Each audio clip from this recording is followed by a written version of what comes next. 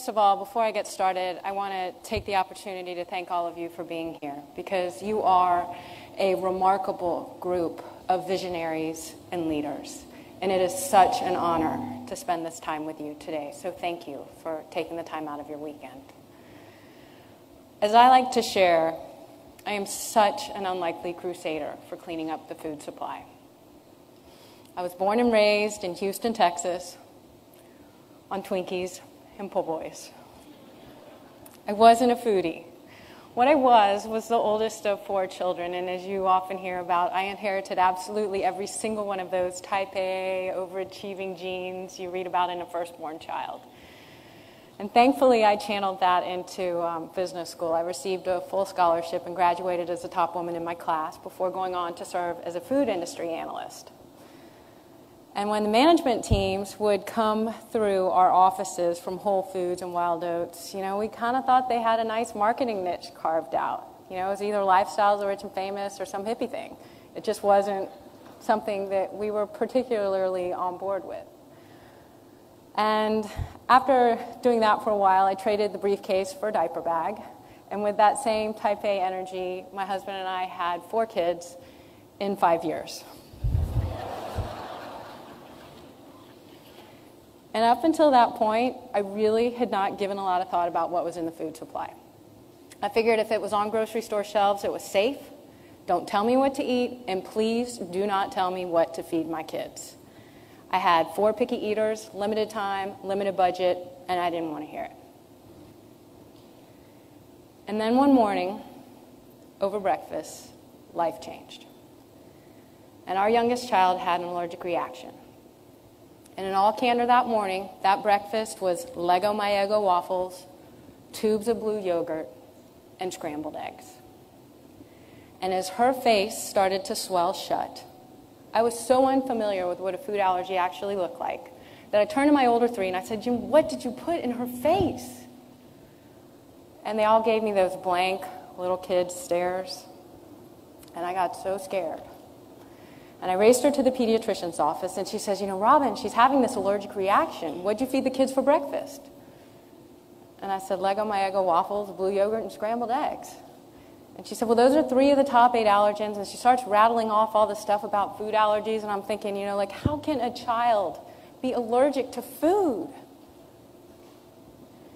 And so as we got the baby calmed down, got everybody back home, I put everyone down for a nap that day. And every single analytical gene in my body went off, because I hadn't known anybody that had had a food allergy when I was a kid. And so I wanted to dig into this data. I wanted to understand what was going on.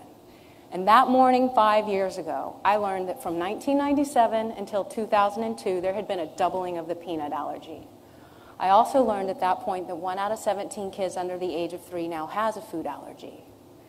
And I then went on to learn from the Centers for Disease Control that there had been a 265% increase in the rate of hospitalizations related to food allergic reactions. That was doctors checking kids into the ER. That wasn't moms. And so I wanted to know, what is a food allergy? Well, a food allergy is when your body sees food proteins as foreign. And so it launches this inflammatory response to drive out that foreign invader. And so it just begged the question, is there something foreign in our food that wasn't there when we were kids?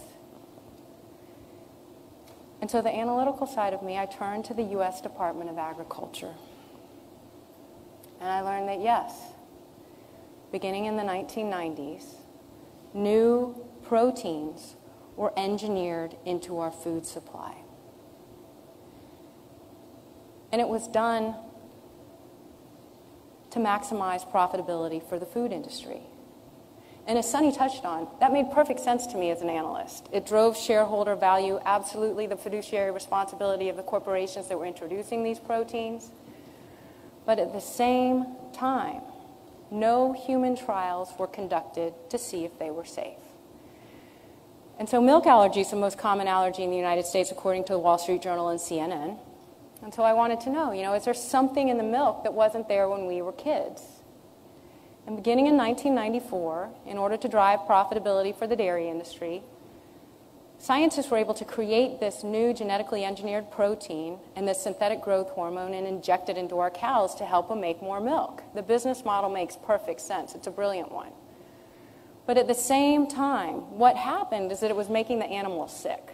It was causing ovarian cysts, it was causing mastitis, it was causing lameness, it was causing skin disorders, and for that reason, it increased antibiotic use in those animals. And so governments around the world said, we're going to exercise precaution, and we are not going to allow this into our dairy and into our milk supply because it hasn't yet been proven safe. We took a different approach. We said it hasn't been proven dangerous, so we'll allow it. As I learned that, I thought, how many sippy cups have I filled with this milk? And how many bowls of cereal have I poured it on for my husband, not knowing that Canada, the UK, Australia, Japan, New Zealand, and all 27 countries in Europe didn't allow it when it was introduced in the US in 1994.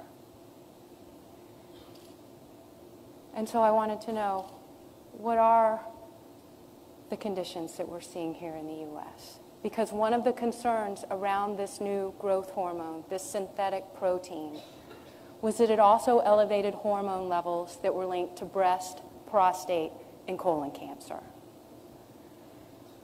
And so I turned to remarkable organizations like Livestrong and the American Cancer Society because I wanted to know what the rates of cancer were in the US versus the rest of the world.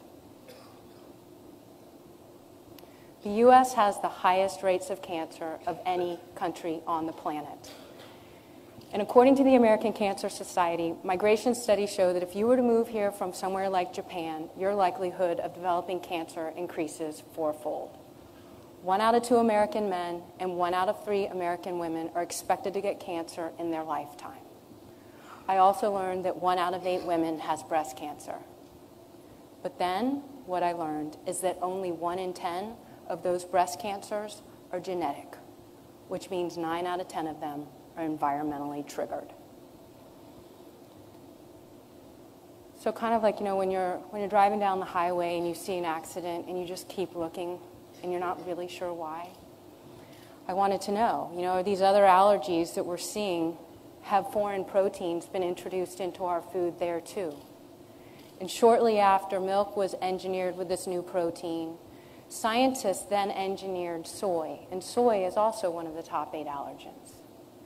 And again, to drive profitability for the soy industry, because soy is primarily used to fatten livestock, scientists were able to engineer the soybean so that it could withstand increasing doses of weed killer. And the business model, as an analyst, made perfect sense. You engineer the seed so that you can sell more weed killer. And at the same time, you've engineered something new into that seed so that you can patent it. So now you've got a patent on the seed and you're selling additional weed killer. But once again, governments around the world said, no studies have been done to show if this is safe to feed to the livestock and to feed to our consumers. And so we're going to exercise precaution in order to prevent the onset of any disease that may result. And in 1996, here in the US, we took a different approach. As I kept learning more about food allergies, I was hearing concern from parents about a corn allergy. And so I wanted to know, did corn get engineered? And interestingly, in the late 1990s, as concerns started to grow about the spraying of insecticide over cornfields, scientists were able to engineer that insecticide into the DNA of a corn seed so that as a corn plant grows, it releases its own insecticide. As a result, corn was then regulated by the EPA as an insecticide. As you can imagine, this was incredibly hard information to learn. We had introduced a term called substantial equivalence. It was a conceptual tool, and it's used by the tobacco industry to facilitate the approval process of something for which no human trials have been conducted. And that was the justification given for why we were introducing these things in the U.S. And as I sat down one night with my husband, I said, I can't unlearn this. And I don't know what people will say if I try to teach them, but I have to try. And so the next morning, I came downstairs and I sat our 4 kids down and I said, you know how Mom has learned some pretty tough stuff about what's going on in our food and how it's not in food in other countries, and it's especially not in food fed to kids? I have to try to do something about that. And one of my boys, he looked at me and he said, Mom, how many people are on your team? And I said, well, it's you 4 and Daddy. And he said, Mom, you need a bigger team. And he was absolutely right. And at that point, I'd had people come up to me saying, your food's Erin Brockovich, your food's Erin Brockovich, you should reach out to Erin Brockovich.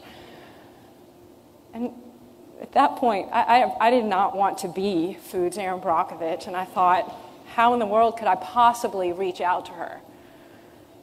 But then all of those type A genes started going off, and I thought, I have to at least try. If I could get through to somebody like Erin Brockovich, then maybe we could create this change here in the U.S. And so channeling all of that energy, I honestly spent about 2 weeks crafting a 4-sentence email to Erin Brockovich. And I fired it off. And I don't know if I ever really expected her to reply. But when she did, to have someone like that cheering you on suddenly makes you think that maybe one person can make a difference. So as I began to really dig into this and look at the fact that we were using all of these new ingredients in the U.S. food supply that we weren't using in other countries, I got to admit, it drove me absolutely nuts how expensive organic food was. And so I looked into the business model. And what I learned is that as a national family, sitting down to our national dinner table with our national budget, our taxpayer resources are being used to grow these crops, to subsidize the growth of these crops with all these chemicals. And then over here, the crops that are grown through the organic process, which means without the use of synthetic chemicals, those guys are charged fees to prove that their stuff is grown without it. Then they're charged fees to then label those things as grown without it. And then on top of that, they don't get the insurance and marketing program assistance that these guys over here do. So not only is their cost structure higher over here, but then on top of that, what I learned is that it wasn't just those farmers that it was impacting. The farmers who are 4th and 5th generation farmers who have been feeding our country for generations. Because those seeds are patented, they now have a cost structure that's new too, because they have to pay royalty fees, licensing fees, and trait fees to even begin to plant those seeds on their farm. And so when I thought about this, I thought, how are our American corporations exporting their products if these other countries don't allow these ingredients? And that's when I realized and found research that Kraft and Coca-Cola and Walmart, they are doing a remarkable job of responding to consumer demand in other countries.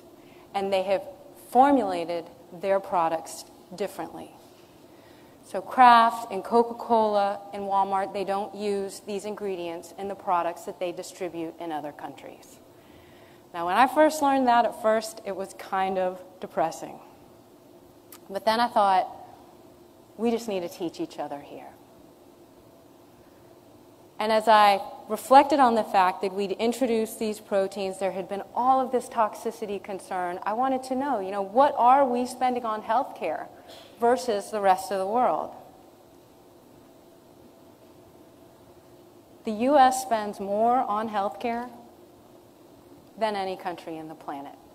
16% of our GDP goes towards managing disease.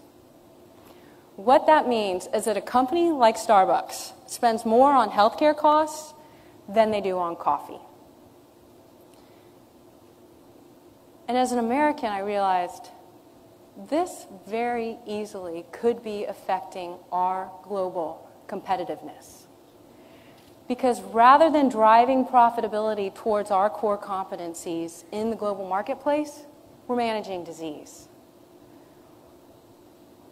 And I thought, we don't need to wait for regulation. We don't need to wait for legislation. We can begin to exercise precaution in our own families, in our own communities, and in our own corporations so that we can protect the health and well-being of our families and ultimately of our economy. And as I was coming through all of this knowledge and having dismissed all of it, it was pretty paralyzing. But then I realized you can't make the perfect the enemy of the good. And it's really all about progress, not perfection. And while none of us can do everything, all of us can do one thing. And just as you don't potty train a kid overnight, and you don't wean them from a sippy cup overnight, this is a process that it doesn't happen overnight. But that as each and every single one of us does one thing, we have the ability to affect remarkable change. Because each and every single one of you has talents and attributes that you are uniquely good at. And when you leverage that with something that you are passionate about, you can affect remarkable change in the health of your family, in the health of your companies, and in the health of our country. And the bottom line is that there is nothing more patriotic that we could be doing. Thank you.